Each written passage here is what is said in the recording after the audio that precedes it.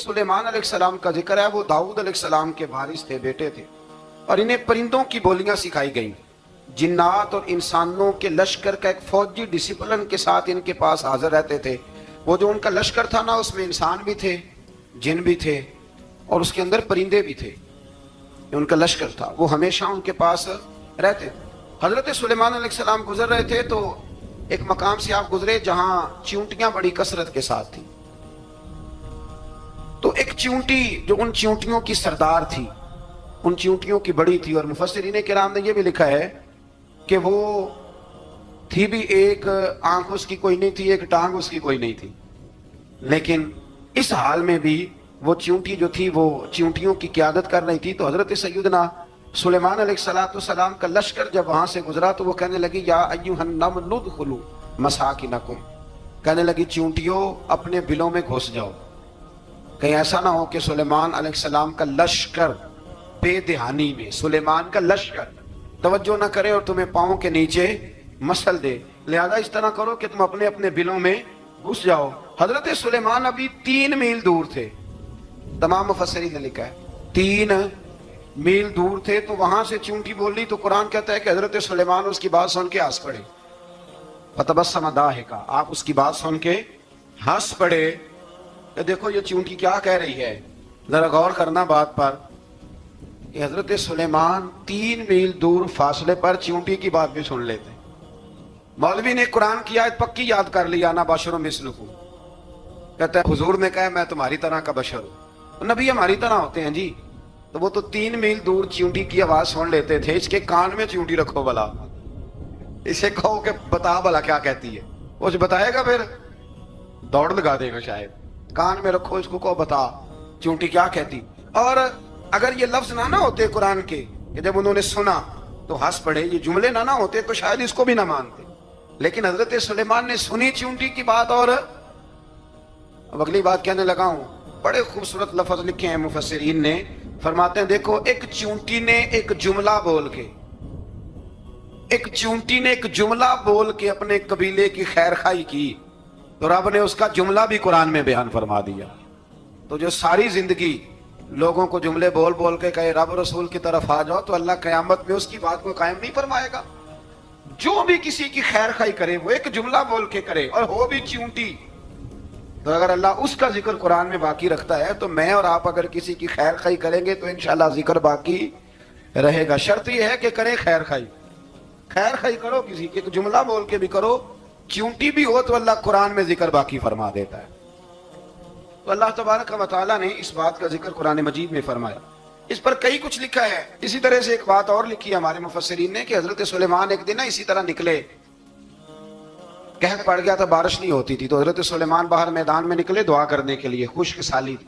तो जब आप गए तो एक चींटी अपने पर फैला के दुआ मांग रही थी।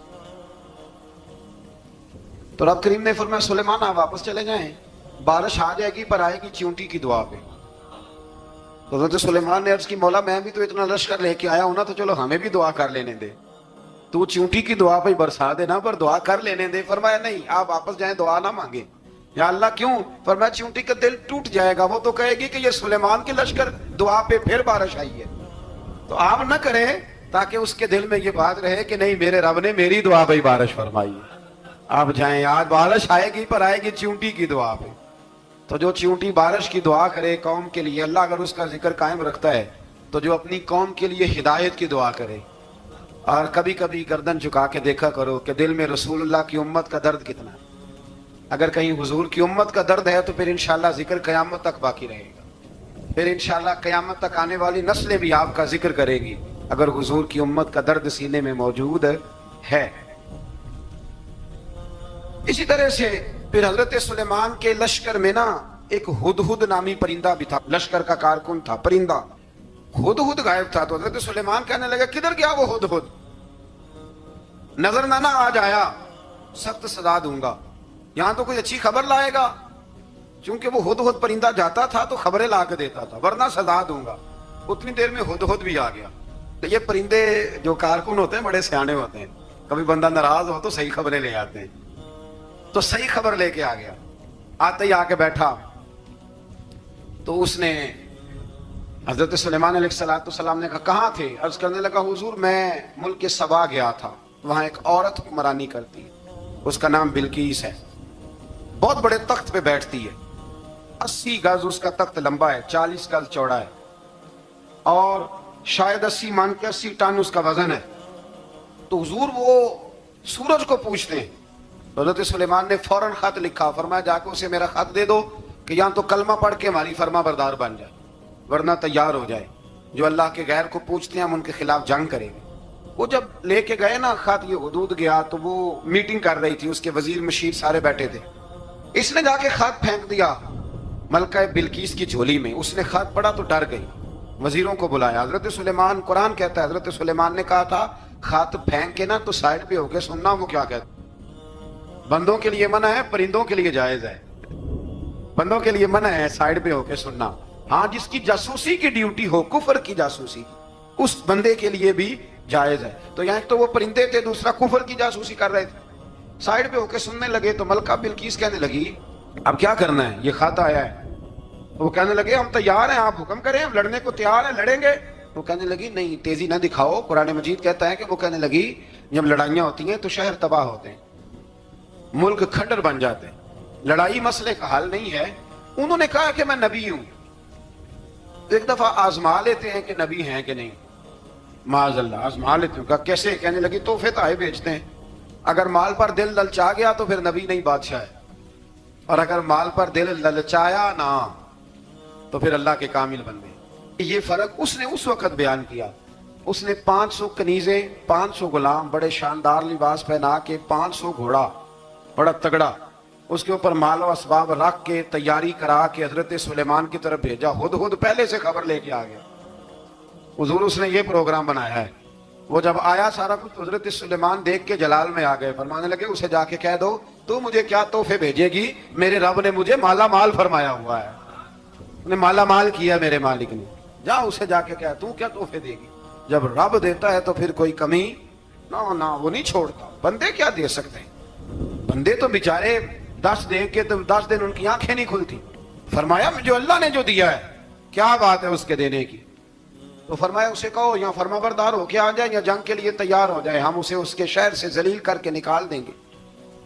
اس نے جا کے جب پیغام دیا تو اور ان لوگوں نے بھی آ کے بتایا کہ وہاں تو ہم عجیب منظر دیکھ کے آئے ہیں کہ جانور بھی ہاتھ باندھے کھڑے ہیں، وہاں تو جنات، سرکش جنات کھڑے، وہ بادشاہ نہیں وہ نبی ہیں، وہ جو 500 غلام اور 500 کنیزیں گئی تھی، حوال سنایا آ کے۔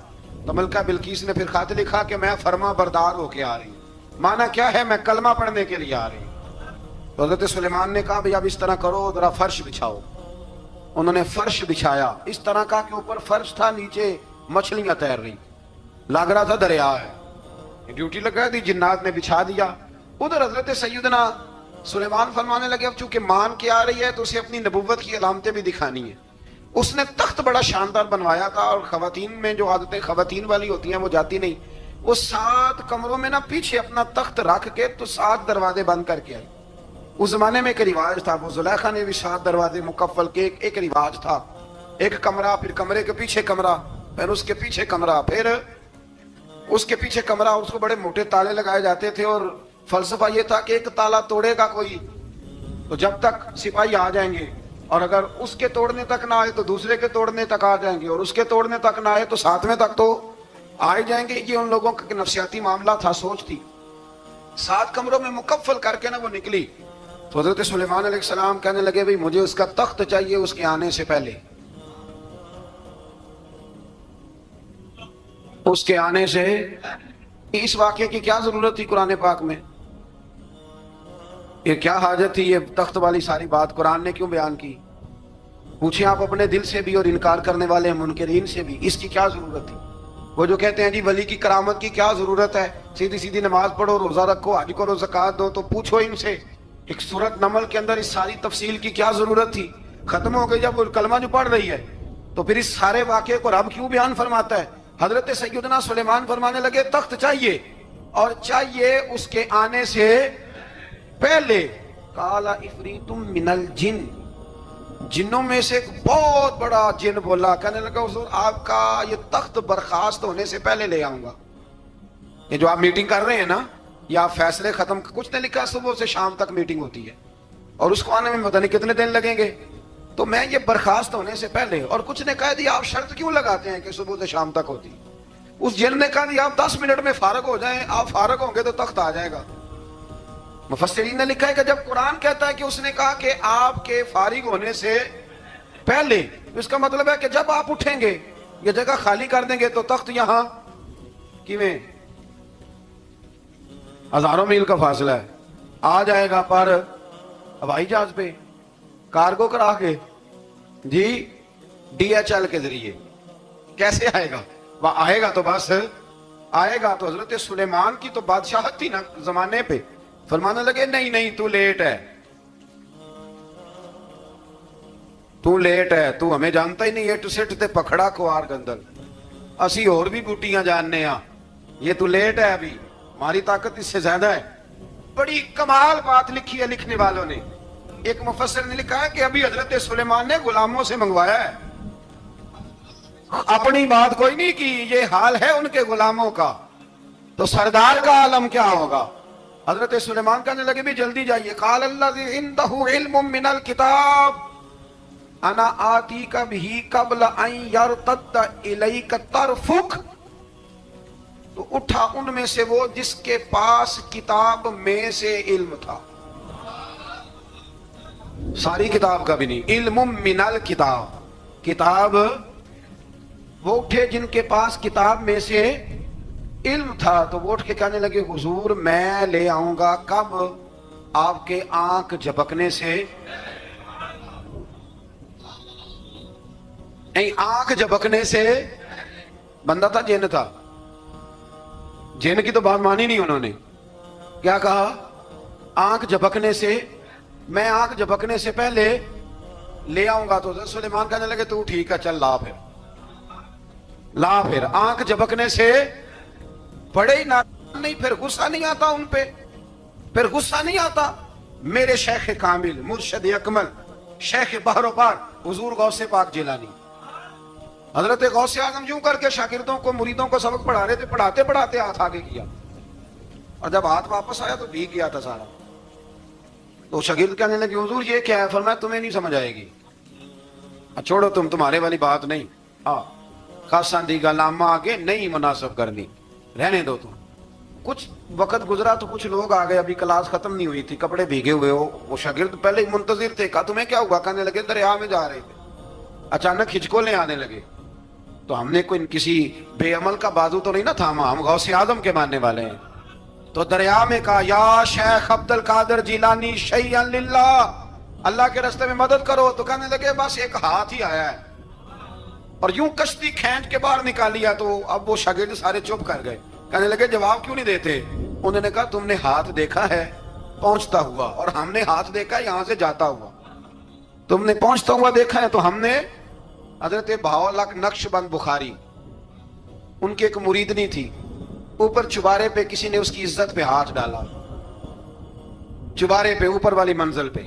उस मुरीदनी ने अपनी इज्जत बचाने के लिए छलांग लगा दी। जब वो नीचे गिर रही थी तो हजरत भावलक नक्शबंद बुखारी पहुंच गए। नीचे कोई ऐसा बंदोबस्त कर दिया, कोई चारपाई बिछा दी, कोई ऐसा जिसपे वो आके आराम से गिरी और बच गई।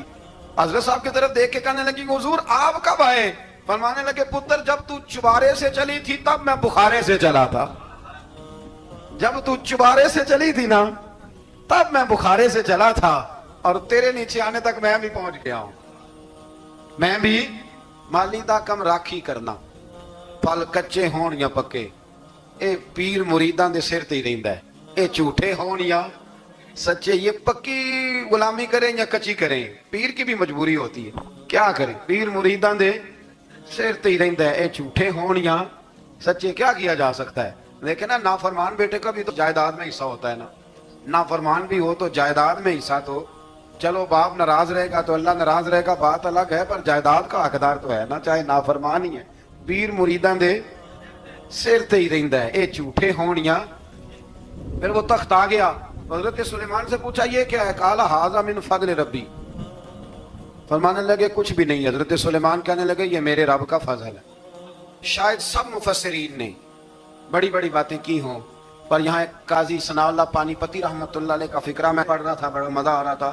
قاضی صاحب فرمانے لگے اس آیت پہ، قاضی صاحب کہتے ہیں جن پر نرا فضل تھا، ھذا من فضل ربی، نرا فضل، فرمایا ان کی تو اتنی طاقت ہے کہ وہ ہزاروں میل دور سے 80 گز لمبا 80 گز چوڑا تخت آنکھ جھپکنے سے پہلے لے آتے ہیں، اور جن کے بارے میں اللہ فرماتے ہیں بشر المؤمنین بان لہم من اللہ فضلا کبیرا، فرمایا محبوب اپنے غلاموں کو خوشخبری دے دیں باقیوں پہ نرا فضل تھا، ان پر تو فضل کبیر ہے، ان پر تو بڑا ہی فضل ہے اللہ کا. تو فرمایا جن پر فضل کبیر ہو، ایک نہیں، اس پر میں بڑے دلائل دے سکتا ہوں، کرامات اولیاء پر میں بڑے ہی دلائل دے سکتا ہوں، بڑے. غوث اعظم رضی اللہ تعالیٰ عنہ کے بعد بادشاہ آیا تو کہنے لگا پیر تب مانوں گا جب سیب کھلائیں گے. سیب کا موسم ہی نہیں تھا، تو حضرت صاحب آتے ہی اسے کہنے لگے اب تو میری ولایت کو سیبوں پہ تو نہ تول، اب سیب کھلائے تو ولی، یا نہ کھلائے تو ولی کوئی نہیں، یہ تو اب میری ولایت کو سیبوں پہ تو نہ تول. تو حضرت صاحب نے یوں ہاتھ اٹھایا تو اللہ نے 2 سیب عطا فرمائے. تو وہاں جملہ ہے حضور غوث اعظم کا، فرمانے لگے اگر اللہ حضرت مریم سلام اللہ جو بنی اسرائیل کی ولیہ ہیں، ولی ہے نا، وہ نبی تو نہیں نا، عورت نبی نہیں ہو سکتی، فرمایا اگر اللہ انہیں بغیر موسم کے پھل دے سکتا ہے میں تو محمد عربی کا نوکر ہوں. فرمایا اب نہ 2 سیب آئے تھے، تو وہ کہنے لگا میرے تو دل میں 1 سیب تھا نا، تو حضور غوث اعظم نے نا 1 سیب مجھے دیا، 1 میں نے کھایا تو 1 غوث پاک کھانے لگے. کہتے ہیں میں نے وہ منہ میں رکھا ذرا ترش تھا، تو میرے چہرے کا وہ رنگ دیکھ کے نا، اثر دیکھ کے کہ تلخی محسوس، تو غوث اعظم کہنے لگے میرے والا کھا. تو 1 انہوں نے کاٹ کے ٹکڑا دیا، کہتے کھایا تو بڑا میٹھا تھا. تو میں نے کہا حضور آئے تو دونوں ہی غیب سے ہیں، آپ کے والا میٹھا ہے میرے والا کڑوا ہے. تو آپ فرمانے لگے آئے تو دونوں غیب سے تھے، پر ایک کو ذرا ظالم کے ہاتھ لگ گئے ہیں نا، اس کو تنبیہ بھی کر دی کہ ظلم سے باز آ جا، تنبیہ بھی کر دی، پر میں ہاتھ ظالم کے لگے اس لیے ترش ہو گیا، سیانا بن.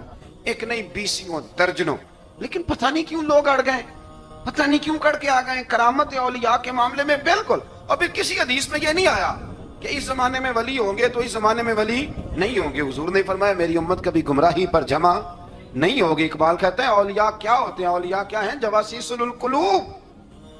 اقبال کہتا ہے ولی کا بہت بڑا ولی تم نے دیکھنا ہو تو اسے دیکھو جو تیرے دل کا جاسوس ہے. چلو یہ مشکل بات ہے، میں نہیں چھیڑتا، لیکن جو تیرے وہ جاسوسی کرتا ہے، پر کرتا ہے تیرے دل کی، وہ تیرے دل کا جاسوس ہوتا ہے ولی. اور اس پر حضور کی حدیث ہے، فرمایا اس کی فراست قلبی سے ڈر، یہ اللہ کے نور سے دیکھتا ہے، ڈر اس کی فراست قلبی سے. اللہ توفیق عطا فرمائے. 12 اس ولی کا نام تھا آصف بن برخیہ. آصف بن برخیہ جی حضرت سلیمان کے وزیر تھے. وہ آئی ملکہ بلقیس، اور جب وہ آئی نا تو اس نے دیکھا کہ یہ تو آگے سامنے حضرت سلیمان بیٹھے ہیں، اور جو رستہ ہے نا درمیان میں وہ فرش ہے کہ دریا ہے سمجھ نہیں آ رہی. تو اس نے نا اپنا یوں کر کے اوپر کپڑا اٹھانا شروع کر دیا کہ نیچے پانی ہے. تو حضرت سلیمان کہنے لگے چلتی آ، نیچے کچھ بھی نہیں. اس نے پیر رکھا، نیچے مچھلیاں بھی تیرتی جا رہی تھی. حضرت سلیمان علیہ الصلوۃ والسلام، آج بھی اللہ نے توفیق دیا نا، لوگوں نے اس طرح کی تعمیرات بعد میں کی ہیں، لیکن اس کے موجد، اس کے پہلے بنانے والے حضرت سلیمان ہیں اللہ کی دی ہوئی توفیق سے. تو وہ ملکہ آپ کے پاس آئی، پھر وہ آپ کی فرما بردار ہو گئی. اور بعد مفسرین نے یہ لکھا ہے کہ اس نے جب کلمہ پڑھا تو پھر اس کا نکاح بھی حضرت سلیمان سے ہوا. حضرت سیدنا لقمان اپنے بیٹے کو نصیحت کرتے ہیں، اور قرآن مجید نے سورہ لقمان کے اندر آپ کی ان نصیحتوں کا ذکر فرمایا ہے. اللہ کریم نے ارشاد فرمایا کہ حضرت لقمان ان کی جو بات انہوں نے اپنے بیٹے کے ساتھ کی، فرمایا وَلَا تُصَعِّرْ خَدَّكَ لِلنَّاسِ، اے میرے بیٹے لوگوں کے ساتھ اپنے رخ کو نہ پھیرا کر، غرور کے ساتھ اپنے لب و لہجے کو پھیر نہ لیا کر لوگوں کی طرف سے. اور وَلَا تَمْشِي فِي الْأَرْضِ مَرَحًا، اور زمین پر اکڑ اکڑ کے نہ چلا کر. تکبر کے ساتھ اپنے لب و لہجے کو لوگوں سے پھیر نہ لیا کر، اور زمین پر اکڑ کے بھی نہ چلا کر. جناب لقمان اپنے بیٹے کو نصیحت فرما رہے ہیں، اور اللہ نے اس کا ذکر قرآن مجید میں فرمایا ہے. اسلام ہماری تربیت کرتا ہے ہر موقع پر، اور ہمیں اسباق پڑھاتا ہے زندگی ساری گزارنے کے لیے. انسان کی بات کا دوسرے پر بڑا اثر ہوتا ہے، لیکن اس کی بات کے ساتھ ساتھ اس کے لہجے کا بھی بڑا اثر ہوتا ہے. کھانے کا بھی بڑا اثر ہے، لیکن کھانا آپ کس برتن میں رکھ کے دے رہے ہیں اس کا بھی بڑا اثر ہے. آپ نے کھانا کس طرح سجایا ہے, کس جگہ کسی کو بٹھایا ہے, اس کا بھی بہت زیادہ اثر ہے. اسلام یہ کہتا ہے کہ آپ کا جو لب و لہجہ ہے وہ ہمیشہ اچھے اخلاق والا ہونا چاہیے. لہجے جو ہوتے ہیں نا, لہجے, لب و لہجہ, وہ بڑی تاثیر رکھتا ہے, بڑا اثر رکھتا ہے. چھوٹا سا بچہ ہوتا ہے, دودھ پیتا ہے, ابھی نونہال بچہ ہے چھوٹا سا, ابھی اسے پتہ نہیں ہے کہ کون سی بات کا کیا معنی ہے. اسی بچے کے آپ نے گال پہ محبت کے ساتھ ہاتھ پھیرا تو وہ ہنس دیتا ہے, لیکن اگر آپ غصے کے ساتھ اس کی گال پہ ہاتھ لگاتے ہیں تو وہ رو دیتا ہے. آپ میری بات کو سمجھیں گے, ابھی اس کو لفظوں کے مفاہیم کا نہیں پتا, معانی سے ابھی وہ آگاہ نہیں ہے, معنی نہیں جانتا, پر آپ نے کس لہجے کے ساتھ اس سے پیار کیا یہ اسے پتا ہے. یہ جو لہجہ ہوتا ہے نا, لہجہ, اخلاق آپ کا, یہ بڑا اثر کرتا ہے. آپ نے گفتگو کی, لیکن اس گفتگو میں آپ کا انداز کیا تھا, لب و لہجہ کیا تھا. کچھ لوگ کہتے ہیں میں نے کوئی غلط بات کی ہے, بالکل ٹھیک بات کی ہے. بھئی آپ کی بات ٹھیک تھی, پر آپ کا انداز ٹھیک نہیں تھا. جہاں بات ٹھیک ہونا ضروری ہے نا, وہاں انداز ٹھیک ہونا بھی بڑا ہی ضروری ہے. آپ کے لہجے کا خوبصورت ہونا اور آپ کے لفظوں کا حسین ہونا بھی بڑا ہی ضروری ہے. اگر آپ تھوڑا سا معاشرے میں غور کریں تو کچھ لوگ ایسے ہیں جو طبعاً ہی بیچارے دنیا میں آئے ہی شکوہ کرنے کے لیے. ان کے لہجے سے نہ ترش روئی برستی ہے, تلخی ہے. وہ جی میں فلاں آدمی کے پاس گیا تو اس نے میری بات نہیں سنی, فلاں شخص سے میری ملاقات ہوئی, میں نے وقت گزارا پر وہ بندہ ٹھیک نہیں نکلا, فلاں کے ساتھ میں آگے بڑھنا چاہ رہا تھا پر میرے معاملہ چل نہیں سکے. تو بھئی آپ دوسروں کو ناپتے اور تولتے رہے, آپ کو یہ دیکھ لینا چاہیے تھا کہ آپ کا انداز فکر ہی کہیں غلط نہ ہو. لہجے, اخلاق, یہ آپ کے لفظوں سے بھی زیادہ اثر بعض اوقات رکھتے ہیں. کسی نے کہا تھا کہ میرے لہجے میں غرور آیا تھا, اس کو حق تھا کہ شکایت کرتا تھا. میرے لہجے میں کچھ ایسا کہ جس پہ وہ بیچارہ پریشان ہو گیا, اس کا حق بنتا تھا وہ اس پہ شکایت کرتا. تو میرے عزیز, آپ بات کو یاد رکھیں گے کہ جو اخلاق ہے, آپ کا جو اخلاق ہے, جو آپ کا کردار ہے, وہ اپنی ایک خوبصورتی رکھتا ہے. اس لیے میرے نبی پاک صلی اللہ تعالی علیہ وآلہ وسلم نے فرمایا تم میں کامل مومن وہ ہے جس کا اخلاق زیادہ اچھا ہے. جو کہانیاں زیادہ سناتا ہے وہ نہیں, جو اپنی خدمات زیادہ بتاتا ہے وہ نہیں, جو باقی سب کی نفی کر کے کہتا ہے کہ دنیا میں کوئی بندہ ٹھیک نہیں صرف میں ٹھیک ہوں, وہ والا بندہ نہیں. بلکہ فرمایا جس بندے کا اخلاق زیادہ اچھا ہے. اخلاق دیکھیں, یہ جو آپ کا لہجہ ہوتا ہے نا, یہ بہت زیادہ اثرات مرتب کرتا ہے آپ کے گھر پہ بھی باہر بھی. آپ اگر اپنی گفتگو میں باڈی لینگویج کو تھوڑا سا اچھا رکھیں, کچھ لوگ ایسے ہوتے ہیں جو بات بڑی صحیح کرتے ہیں پر کچھ زیادہ ہی باتیں کرتے ہیں, تو وہ زیادہ باتیں کرنے کی وجہ سے ان کی جو صحیح باتیں ہوتی ہیں ان کا بھی وزن خراب ہو جاتا ہے, کیونکہ وہ زیادہ باتیں کرتے ہیں, ہر وقت بولتے ہیں, ہر وقت بات کرتے ہیں. تو جب وہ ٹھیک بات بھی کر رہے ہوں تب بھی ان کی بات کا لوگ اثر قبول نہیں کرتے. لیکن اگر ان کا لہجہ باوقار ہو, بات وہ تھوڑی کریں پر جتنی کریں ذرا سونی کر کے کریں, گفتگو میں خود بخود اثر پیدا ہو جائے گا, بات اچھی لگے گی. اخلاقی رویے اگر لوگوں کے زیادہ اچھے ہو جائیں, ایک تو مسکرانے کا بل کوئی نہیں آتا, اس کے پیسے کوئی نہیں لگتے, اور یہ بھی شکر ہے ابھی تک اس پر ٹیکس بھی کوئی نہیں, یہ بھی مقام تشکر ہے. تو اگر آپ بات کریں اور اس میں تھوڑی سی مٹھاس پیدا کر لیں, آپ تھوڑی سی بات میں نا مٹھاس. میرے ایک کلاس فیلو ہیں, تو وہ تقریر کر رہے تھے اور میں سن رہا تھا, تو مجھے بعد میں کہنے لگے آپ تبصرہ کریں میں نے کیسی تقریر کی ہے. یہ ہوتا ہے نا جی, بعض اوقات دوست بیٹھتے ہیں بے تکلف تو کئی دفعہ کچھ باتیں ایسی ایک دوسرے کے ساتھ کرتے ہیں. تو مجھے کہنے لگے آپ بتائیں کہ میں بات کر رہا تھا تو کیسی تھی. تو میں نے کہا جب آپ بات کر رہے تھے تو میں ڈر رہا تھا, مجھے لگ رہا تھا کہیں آپ لڑ نہ پڑے. بھئی آپ اطمینان سے بات کریں, آپ تسلی سے بات کریں, آپ خندہ پیشانی کے ساتھ بات کریں. میرے نبی پاک صلی اللہ تعالی علیہ وسلم نے فرمایا, مسلم شریف کی حدیث ہے, حضور فرماتے ہیں نیکی کو کبھی چھوٹا نہیں سمجھنا, نیکی کو حقیر نہیں سمجھنا. کچھ نہ ہو سکے تو اپنے بھائی سے مسکرا کے بات ہی کر لیا کرو, بات کرو تو تمہارے لہجے میں ترش روئی نہ ہو. بعض اوقات آپ تلخ بات کرتے ہیں آپ کا لہجہ تلخ ہوتا ہے تو آپ کی صحیح بات بھی قبول نہیں کی جاتی. لیکن اگر آپ کے لہجے میں مسکراہٹ ہو, آپ کے لہجے کے اندر خوبصورتی ہو, تو آپ کے اپنے بھی, آپ کے بیگانے بھی, سب کے سب آپ کی بات کو تسلی کے ساتھ سمجھنا وہ گوارا کریں گے. اسی طریقے سے ہمارا دل کرتا ہے کہ لوگ ہماری بات سنیں, ہمارے گرویدہ ہوں,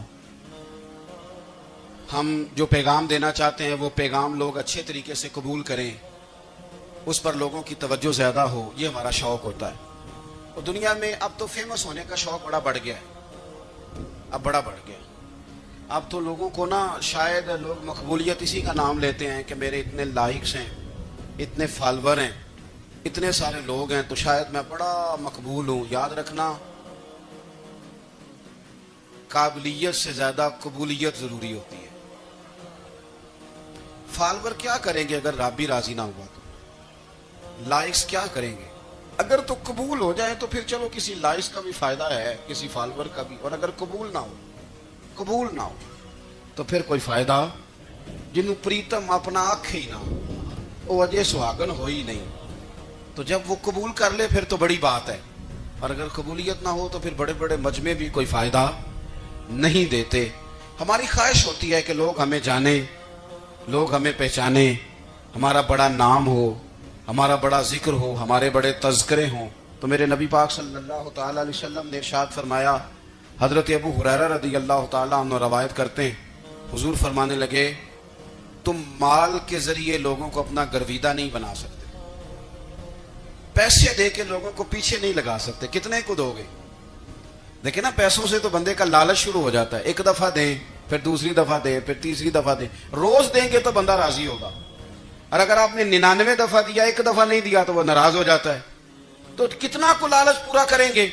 تو حبیب پاک علیہ الصلوۃ والسلام فرمانے لگے, تم پیسے دے کے لوگوں کو اپنا گرویدہ نہیں کر سکتے, ہاں خندہ پیشانی سے, حسن اخلاق سے ملو گے تو لوگ تمہارے گرویدہ ہو جائیں گے. تمہارا اخلاق, تمہاری خندہ پیشانی, تمہارا اچھا کردار, یہ لوگوں کو گرویدہ کر سکتا ہے. مال و دولت سے لوگ گرویدہ نہیں ہوتے. تو ہمارا وہ جو روزمرہ کا لوگوں کے ساتھ تعلق ہے, لب و لہجہ, میں نے دیکھا ہے بہت سارے لوگ ایسے ہیں جن کے ساتھ لوگ آنا جانا, ملنا بیٹھنا آہستہ آہستہ چھوڑ دیتے ہیں. اور وہ کس لیے چھوڑ دیتے ہیں؟ وہ ان کے رویے کی وجہ سے چھوڑ دیتے ہیں, ان کے انداز فکر کی وجہ سے چھوڑ دیتے ہیں, ان کے شکووں کی وجہ سے چھوڑ دیتے ہیں. مزاج ہوتا ہے نا ہمارا کہ ہمیں شوق ہوتا ہے تعلق زیادہ لوگوں کے ساتھ ہو, اور پھر یہ بھی شرط ہوتی ہے کہ میں جس کے پاس جاؤں وہ مجھے یہی کہے کہ تو میرے ساتھ ہی پیار کر. ایک صاحب مجھ سے کہنے لگے کہ یہ میں محفل کراتا ہوں, آپ بھی تشریف لائیں, اور میں 20 علماء کو بلا چکا ہوں, اور بڑے بڑے نامور نام انہوں نے میرے سامنے لیے. میں نے ان سے پوچھا کہ جو نام آپ نے لیے ہیں اور آپ کی تصویریں بھی ساتھ ہیں, میں الحمدللہ تسلیم کر گیا ہوں آپ کی بات کو, لیکن سوال میرا یہ تھا کہ کیا آپ نماز بھی پڑھتے ہیں؟ 21 علماء کو آپ نے بلایا یا 20 کو بلایا اور بڑے بڑوں کو بلایا, اور مجھے بھی آپ دعوت پیش کر رہے ہیں, نمازی بھی آپ ہیں, نمازی بھی ہیں. کہنے لگے یہ آپ دعا کریں میں نماز پڑھنا شروع کر دوں. میں نے ان سے کہا خدا کے بندے, اب اگر تو کسی اور کو بتائے گا کہ 20 اتنے بڑے لوگوں سے میرا تعلق کر پڑتا میں نماز بھی نہیں, تو لوگ کیا سوچیں گے کہ 21 مولوی مل کے بھی ایک بندے کو نمازی نہیں بنا سکے. تو آپ اپنے لب و لہجے سے صرف باتوں سے گرویدہ کسی کو کر لیں گے؟ آپ یہ دیکھیں کہ اخلاق کس طرح کا ہے, لہجہ کس طرح کا ہے, آپ کے بات کرنے کا انداز کتنا حسین ہے, اس لفظ کے اندر حسن کتنا زیادہ ہے. نبی پاک صلی اللہ علیہ وسلم کی تبلیغ فرماتے ہیں, ہم بھی تبلیغ کرتے ہیں. میں اور آپ جب تبلیغ کرتے ہیں تو اس تبلیغ کے اندر شکوہ ہوتا ہے اور تنقید ہوتی ہے, اور بعض جگہ میں نے یہ بھی دیکھا ہے کہ طنز ہوتا ہے, طنز. ہم دوسرے کو دین کی دعوت رہے ہیں, لیکن ہمارے لب و لہجے سے طنز اور تش روئی چھلکتی ہے. تو دولت کے پیچھے لگ گیا ہے, تو بالکل جاہل ہے, تو بالکل تیرے خاندان میں سے بھی کوئی نہیں در آتا. آپ طنز کر رہے ہیں, آپ دعوت دین نہیں دے رہے. دعوت دین تو گلدستے میں رکھ کے پیش کی جاتی ہے, اس کی تو ایک خوبصورتی ہے, اس کا تو ایک حسن ہے, اس کی تو اپنی ایک جاذبیت ہے, اس کی اپنی ایک نورانیت ہے. صحابہ کرام علیہم رضوان فرماتے ہیں کہ حضرت صاحب بن معاذ رضی اللہ تعالیٰ عنہ کا جنازہ تھا, اللہ کے پیارے محبوب صلی اللہ تعالی علیہ وسلم نے جنازے کی امامت فرمائی، اور جنازے کی امامت کے بعد ابھی نہ قبر کے تیار ہونے میں کچھ ٹائم باقی تھا، تو حضور زمین پہ تشریف فرما ہوئے، لوگ قبر کی تیاری میں ہیں۔ بعض اوقات ہوتا ہے نا ابھی قبر نہیں تیار ہوئی تو کہتے ہیں کہ لکڑی کے ساتھ حضور نے زمین کریدنی شروع کر دی، اور دیر تک حضور نے چہرہ نور کو زمین کی طرف جھکائے رکھا، گویا زمین شرف دیدار حاصل کرتی رہی۔ دیر تک چہرہ نور جھکا رہا زمین کی جانب، حضور نے رخ نور کو پھیر لیا۔ صحابہ کہتے ہیں کہ ہم نہ بڑے، جب حضور ہمارے قریب ہوتے تھے تو ہمارا خیال ہوتا تھا کہ رحمت کی برکھا ہے، اپنے اپنے حصے کا کرم اڈیل لے اپنے اوپر۔ فرماتے ہیں منتظر تھے کہ حضور کب ہماری طرف رخ انور پھیریں اور ہم کریم سے کوئی بات سن سکیں۔ ارشاد فرماتے ہیں کہ ہم بڑے شدید منتظر تھے۔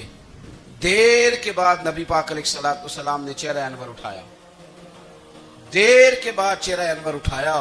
یہ دیکھیں تبلیغ ہو رہی ہے، اور جب حضور نے چہرہ انور اٹھایا تو آنکھوں میں آنسو تھے، رو رہے تھے، اور 3 دفعہ حضور نے فرمایا، چونکہ قبر تیار ہو رہی تھی، 3 دفعہ نبی کریم نے فرمایا لوگو قبر آخرت کی منزلوں میں سے پہلی منزل ہے، اس کی تیاری کر لو، اس کی تیاری کر لو، اس کی تیاری کر لو۔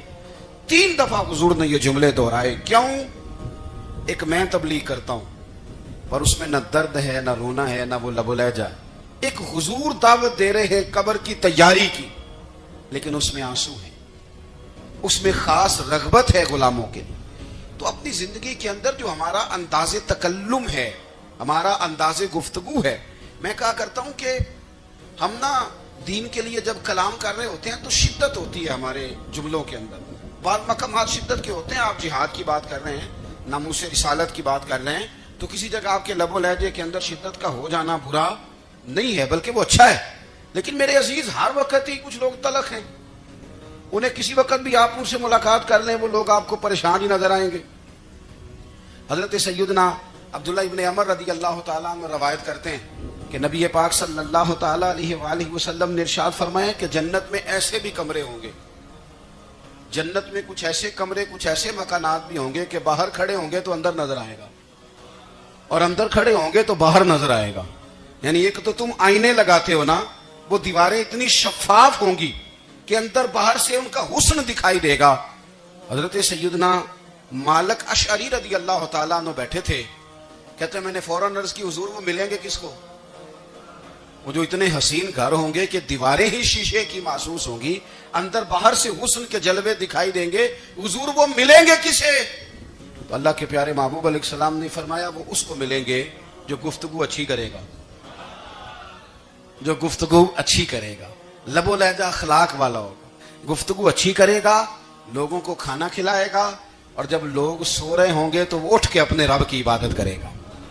اس شخص کو وہ مکانات ملیں گے جن کی دیواریں آئینے کی مانند ہوں گی، جن کا حسن تازہ ہوگا، جن کو اللہ تبارک و تعالیٰ نے اپنے فضل سے مزین کیا ہوگا، سنوارا ہوگا۔ ہم اگر تھوڑی سی توجہ کریں نا تو کئی دفعہ وقت گزر جاتا ہے، لہجہ نہیں بھولتا، لہجہ یاد رہتا ہے۔ آپ تو 2 منٹ کے لیے غصے میں تھے نا، تو آپ نے کوئی بات کر دی کسی غریب کو، کسی شخص کو، آپ غصے میں تھے، آپ نے کہہ دیا، اس بیچارے نے سن لیا، لیکن وہ باتیں اسے سونے نہیں دیتی، بار بار یاد آتی۔ کوئی آپ کے ساتھ تلخ کلام کر دے نا، کبھی تلخ گفتگو کر دے، بندہ جب سامنے آتا ہے وہ باتیں یاد آ جاتی ہیں، تکلیف ہوتی ہے، اور وقت گزر جاتا ہے۔ لڑائیاں ہمیشہ چل نہیں سکتی۔ لڑائی کتنی دیر کی ہوتی ہے؟ 1 دن کی، 2 دن کی۔ قتل بھی ہوں تو اگر قاتل کو پھانسی بھی ہو جائے تو پھانسی کے بعد بالآخر لڑائی تو ختم ہو ہی گئی نا۔ لڑائی ہمیشہ چلتی، تلخی ہمیشہ چل سکتی نہیں۔ تلخی روٹین میں چلنے والا سکہ، کچھ سکے روٹین میں چلتے وقتی ہوتے، یہ جو غصے کا لب و لہجہ ہے، تلخی کا سکہ، یہ بھائی روٹین میں نہیں چلتا، اس نے ایک نہ ایک دن ختم ہو جانا ہے۔ روٹین میں پیار ہی چلتا ہے۔ حضرت جابر ابن عبداللہ کہتے ہیں حضور پہلے دن مدینہ منورہ آئے، میں زیارت کے لیے گیا تو میں نے مسکراتے دیکھا۔ 10 سال میں دیدار کرتا رہا، اور وصال سے چند دن پہلے بھی میں نے زیارت کی تو مدینے والے محبوب کو مسکراتے ہوئے ہی دیکھا ہے۔ یہ جو آپ کا لب و لہجہ ہے نا، اخلاق والا، حسن والا، مسکرانے والا، یہ لب و لہجہ نا ذرا لمبا چلتا ہے، یہ روٹین ہے، یہ روز چلے گا. یہ سکہ وہ ہے جو رائج الوقت رہتا ہے، یہ کبھی بھی ختم ہونے والا یہ خزانہ ہے. تو یہ جو آپ کا تلخ لب و لہجہ ہے یہ روٹین نہیں. عارف رومی رحمۃ اللہ علیہ فرماتے ہیں کہ مثال دینے کے لیے بات سمجھاتے ہیں. فرماتے ہیں ایک شخص جنگل میں لکڑیاں کاٹنے جایا کرتا تھا تو شیر سے دوستی ہو گئی، یعنی ڈائریکٹ بادشاہ سے دوستی ہو گئی. اور بادشاہ بھی وہ جو جنگل کا بادشاہ ہے، جنگل کے بادشاہ سے دوستی ہو گئی. اب وہ لکڑہارا غریب آدمی تھا، لکڑیاں تو کاٹنی ہوتی تھی. تو وہ جنگل کا بادشاہ اعلان کر دیتا جانوروں کو کہ میرا دوست آیا، ایک تو کوئی تنگ نہ کرے، اور دوسرا یہ کہ سب لوگ مل کے اس کے ساتھ تعاون کریں. کبھی کوئی جانور لکڑیاں اکٹھی کراتا، کبھی کوئی اپنی پشت پہ گدھا، بیل، گھوڑا، خچر رکھ کے وہ لکڑیاں باہر چھوڑنے آتا. اب اس کی بڑی دھوم مچ گئی جنگل کے اندر. لکڑہارا مزدور تھا، وہ بادشاہ سے دوستی کر کے بادشاہ ہی بن گیا. وہ گھر آ کے نا بیوی کو اکثر بتاتا کہ میرا ایک دوست ہے، میں جاتا ہوں تو ساری پہلے مخلوق کھڑی ہوتی ہے میرے استقبال کے لیے. دوستی تو بڑے سے ہو گئی ہے. بنا ہے شاہ کا مصاحب تو پھر یہ ہے اتراتا، وگرنہ شہر میں غالب کی آبرو کیا ہے. ہم نے تو پوچھتا ہی کوئی نہیں، یہ تو بنا ہے شاہ کا مصاحب تو پھر یہ ہے اتراتا، وگرنہ شہر میں غالب کی آبرو کیا ہے. تو وہ لوگوں کو بتاتا، بیوی کو بھی بتاتا دوست ہے. تو بیوی کہنے لگی اتنے تو تعریفیں کرتا، یہ نہیں بتایا کہ وہ جنگل کا شیر ہے، میرا دوست بتا دیا. بیوی کہنے لگ گئی کہ تو اتنا جو اس کا ذکر کرتا ہے تو کسی دن بلا نا، بلا کسی دن تاکہ اس کی دعوت کریں. اب اس نے پھر نہ اس کو پردے میں رکھا. کیا کہتے ہیں آج کل، سرپرائز دینا ہے. مگر سرپرائز دینا ہے، پردے میں رکھا کہ وہ شیر ہے. تو وہ بلا لیا گھر. اب اس کے لیے کچا گوشت، ظاہر ہے شیر نے کچا گوشت دکھانا تھا. وہ کہنے لگی پکانا کس طرح کا ہے. وہ کہنے لگا جب وہ آئے گا پھر بتاؤں گا. اب وہ کچا گوشت 2-3 بکرے ذبح کر کے ڈال دیے. وہ آ گیا شیر. عارف رومی کہتے ہیں جب وہ آیا نا تو اس کی بیوی نے دیکھا تو اس نے ایک سخت جملہ کہہ دیا. کہنے لگی اوہو، میں سمجھی تھی پتہ نہیں کون ہے. اس طرح کے درندے تیرے یار ہیں، کتے بلے دوست بنائے ہوئے ہیں، یہ کیا بات ہوئی. خیر وہ شیر نے سن لیا، گوشت کھایا، وہ چلا گیا. اگلے دن لکڑہارا لکڑیاں کاٹنے گیا تو شیر نے ملاقات کرتے ہی لکڑہارے سے کہا کہ یہ نا کلاڑی اٹھا اور میری پشت پہ نا ایک زخم کر دے. اس نے کہا نہیں میں یہ کام نہیں کرتا، تو میرا دوست ہے. اس نے کہا سن بھائی، میں نے پیار سے کہا تو مان جا، ورنہ میں ہوں شیر، میں نے تجھ سے منوا ہی لینا ہے. میں کوئی تکلیف دوں گا مناسب نہیں، تو کر. اس نے کلاڑی اٹھائی اور اس کی پشت پہ ایک زور سے زخم لگا دیا، خون بہنے لگا. اس نے کہا تو نے آج کے بعد آنا ہے، لکڑیاں کاٹنی ہے، تجھے کوئی کچھ نہیں کہے گا، بس یہ ایک حکمت تھی جو میں نے کیا ہے. قصہ مختصر. وہ آتا رہا، لکڑیاں ملتی رہی، خدمت بھی ہوتی رہی. 6-8 ماہ گزر گئے. ایک دن شیر اس سے کہنے لگا یہ میرے ذرا بال اٹھا کے دیکھ، وہ جو تو نے زخم لگایا تھا وہ کہاں پہ ہے. اس نے وہ بال اٹھا کے دیکھا تو زخم ملا ہی نہیں، کئی جگہ پہ ٹٹولا کا یار یہاں تھا یہاں تھا یہاں تھا. شیر نے پھر کیا کمال ہی جملہ کہا. اس نے کہا کہ وہ جو کلاڑی کا زخم تو نے لگایا تھا نا وہ مکمل ہو گیا، لیکن تیری بیوی کا جو لہجہ تھا اور اس کی جو تلخی تھی وہ آج تک میرے ذہن میں موجود ہے، وہ ابھی بھی مجھے تکلیف دیتی ہے. تو بات سوچتا ہوں مجھے اس نے درندہ کہا، اس نے میرے بارے میں اتنے کچے اور کمزور اور سخت جملے کہے، تو وہ بات مجھے بھولتی، وہ آج بھی میرے ذہن میں اسی طرح گونجتی ہے. تلخ جملے جو اس نے کہے اور خوفناک جو انداز اس نے اختیار کیا، وہ بات مجھے کبھی بھی بھولتی. تو آپ کے لفظ لوگوں کو بھول جاتے ہیں پر لہجہ یاد رہتا ہے اگر ہم اپنے لہجے پر تھوڑی توجہ ہی کر لیں. کچھ لوگ کہتے ہیں جی میرا جی روٹین ہی یہ ہے بات کرنے کی. تو یہ یاد رکھنا کسی وقت ایسا بھی ہوتا ہے کہ شیر کو سوا شیر مل جاتا ہے.